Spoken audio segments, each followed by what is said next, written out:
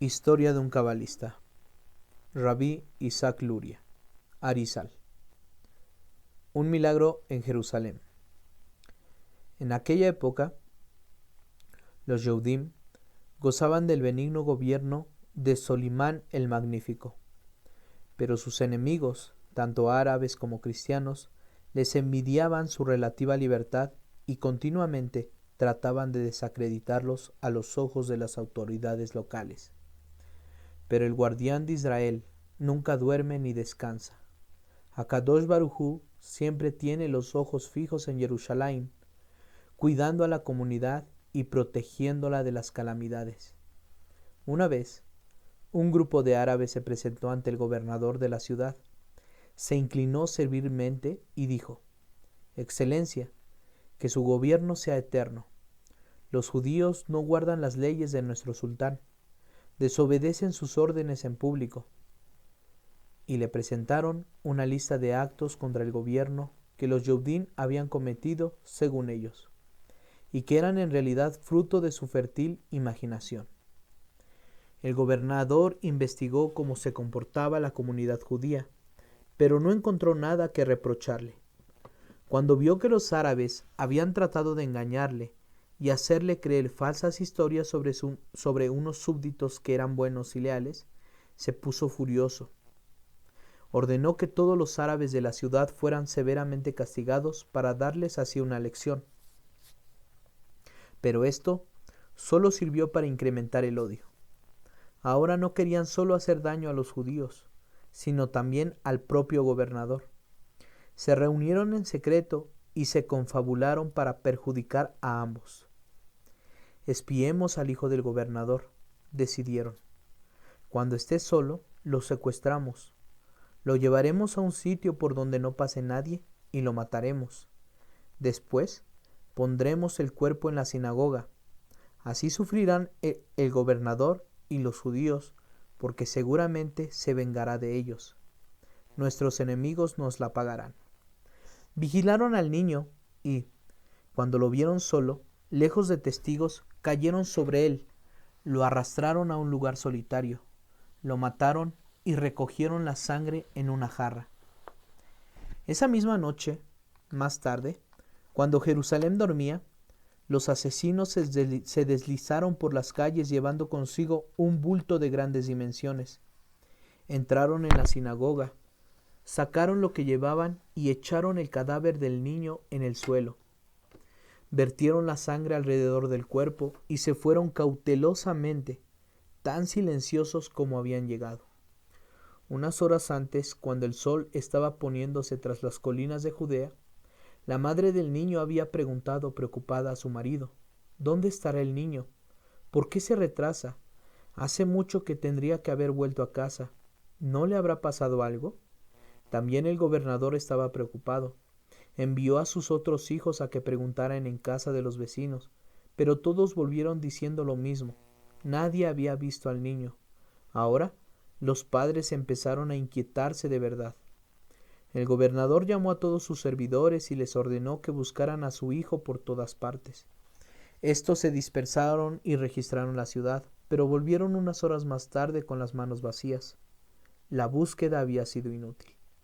Al día siguiente por la mañana, muy temprano, un pregonero fue por las calles anunciando: el que encuentre al hijo del gobernador y lo lleve a su casa vivo o muerto, recibirá de recompensa una medalla y un premio. Todo el mundo se puso a la búsqueda.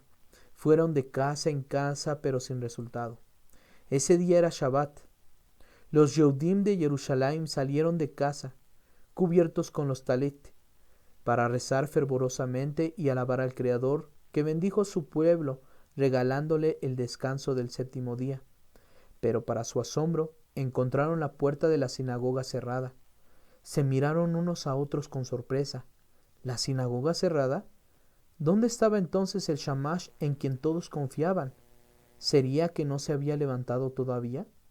¿No sabían que su fiel Shamash había abierto ya la puerta de la sinagoga por la mañana temprano? Al descubrir el cuerpo del hijo del gobernador, el corazón le había dado un vuelco, pero había conservado la presencia de ánimo y había corrido a casa de Rab Clonimus, maestro del Arizal. Una vez ahí, aterrado, había contado al anciano rabino exactamente lo que había visto. Cuando Rab Clonimus oyó lo que había pasado, exclamó: ¡Ay! ¿Qué nos han hecho nuestros enemigos? Todos estamos en peligro. Ve y reúne en la sinagoga a todos los Yudim, viejos y jóvenes, que recen, que digan vidui, que se arrepientan, que le lloren a Hashem. Quizás tenga piedad de nosotros. Deprisa, corre, yo me quedo aquí para hacer lo que tengo que hacer. Todavía estaba el primer grupo de fieles ante la puerta de la sinagoga pensando por qué estaría la puerta cerrada. Cuando vieron al Shamash corriendo hacia ellos, llorando: vayan a casa y traigan a sus familias, traigan a todo el mundo. Estamos en una situación terrible, porque el cadáver del hijo del gobernador está en el suelo de la sinagoga, sobre un charco de sangre. Todos volvieron a sus casas asombrados y muy inquietos a hacer lo que les habían dicho. Mientras los demás habitantes de la ciudad seguían buscando al niño, también los asesinos tomaron parte de la búsqueda. Como sabían exactamente a dónde ir, fueron directo a la sinagoga y, por supuesto, descubrieron el cuerpo del niño. Fingiendo sorpresa y conmoción, corrieron a contarle su descubrimiento al gobernador. Excelencia, hemos encontrado el cuerpo de su hijo sobre un charco de sangre en la sinagoga. El gobernador hizo que prepararan su carruaje al momento y fue a la sinagoga a toda velocidad. Los delatores árabes fueron con él en el coche para mostrarle exactamente dónde habían encontrado el cuerpo. Durante todo el trayecto, aprovecharon para llenar de injurias a los Yehudim. Ahora su excelencia ve que teníamos razón al censurar a los Yehudim. Son rebeldes, engañosos y solo les importa su propio interés. No quiso creernos, pero ahora ve a lo traidores, los desagradecidos y despreciables que son realmente. En lugar de mostrar aprecio por su benevolencia, se dan media vuelta y le hacen esta atrocidad. Así inflamaron la cólera en la que ya ardía el gobernador contra los Yehudim. Cuando el gobernador vio a su querido hijo en el suelo de piedra, con el cuerpo contusionado y lleno de sangre, no pudo contener por más tiempo su furia y bramó: judíos sin corazón, yo les mostraré mi poder. Se arrepentirán de este asesinato gratuito y brutal. Voy a golpearlos con todas mis fuerzas. Vengaré la sangre de mi hijo. Se volvió hacia sus guardias y dijo: detengan a los rabinos y a los encargados de la comunidad. Los liquidaré primero. Los miembros de la congregación estaban aterrados. Lo único que podían hacer era rezar solo a su Padre Celestial. Solo Hashem podía ayudarlos. Cuando el Shamash salió de la casa del rabino, Rab Clonimus se purificó, se sumergió en la mikvé y se encerró en una habitación. Una vez en ella, desahogó su corazón ante Hashem y lloró: Hashem, Hashem de mis padres, ayúdame a salvar a tu pueblo inocente, fortaléceme y apóyame, pon en mi boca las palabras adecuadas cuando suplique al gobernador y que el mérito de la congregación sirva en mi esfuerzo.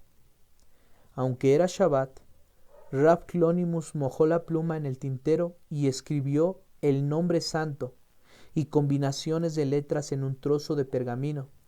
Había vidas humanas en peligro. Había que profanar el Shabbat para salvarlas, y Rab Clonimus no dudó ni un momento. Justo cuando acababa de terminar, llamaron a la puerta y se oyeron voces: abran en nombre del gobernador. Abrieron la puerta. Había unos soldados en el umbral. ¿Dónde está Rab Clonimus?, dijo uno de ellos. Queda arrestado por orden de su excelencia. La esposa de Rab Clonimus se dejó caer en una silla sin apartar los ojos de los soldados. Su marido, Rab Clonimus, se acercó a ellos con calma y dijo: aquí estoy, listo para ir con ustedes. Será para mí un placer ayudarles a descubrir a los asesinos. Los guardias se sorprendieron. La serenidad y el aplomo de Rab Clonimus los dejaron asombrados. Respetuosamente condujeron al anciano a la mansión del gobernador e informaron a éste de su llegada. Aunque tenía el corazón lleno de tristeza y de cólera, El gobernador escuchó con interés cuando sus hombres le dijeron cómo había reaccionado Rab Clonimus al ser arrestado.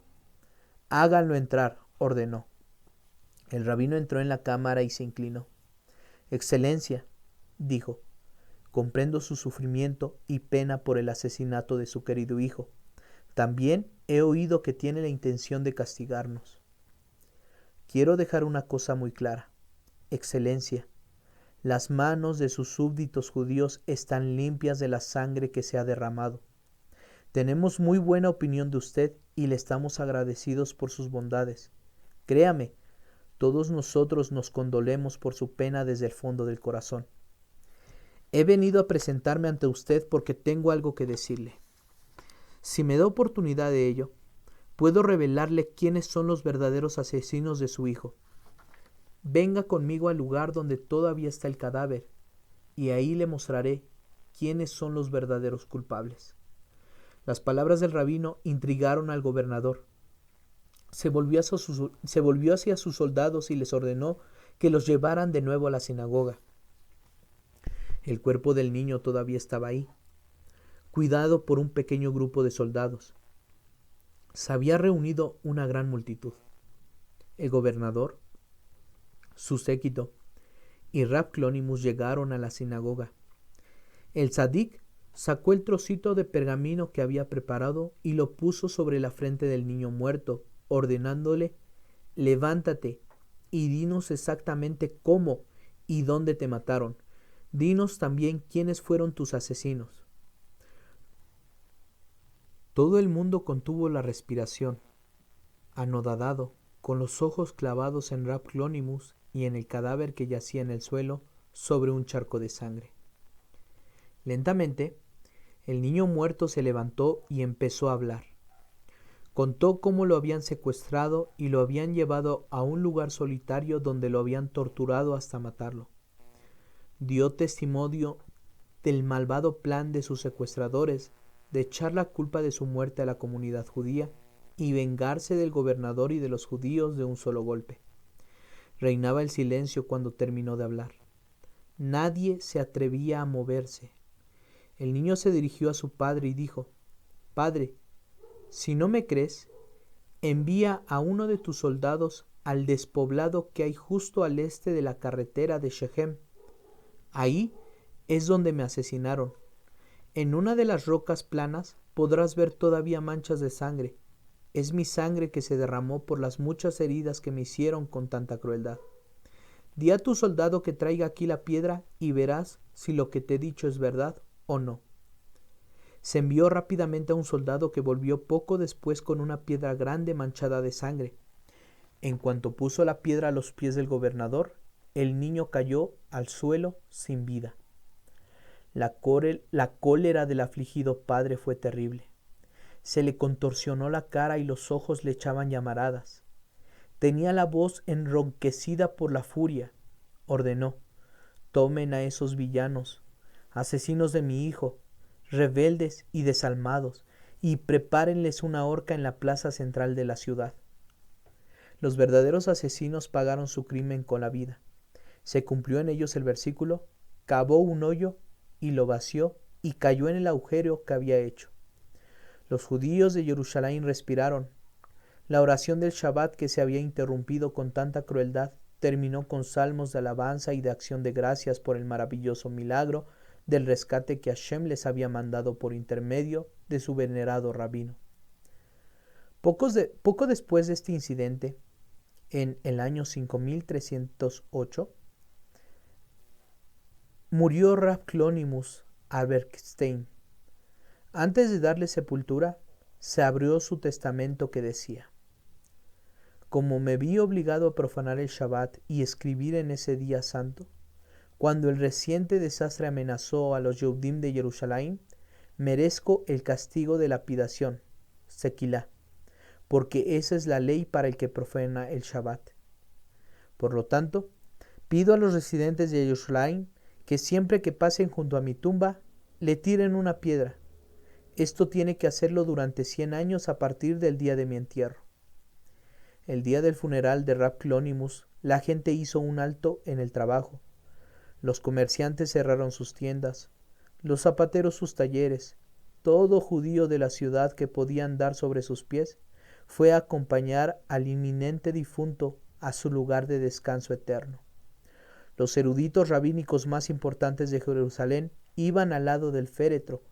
Por todos lados se escuchaba el llanto y los lamentos que se entremezclaban con los elogios de los dirigentes comunitarios y de los eruditos.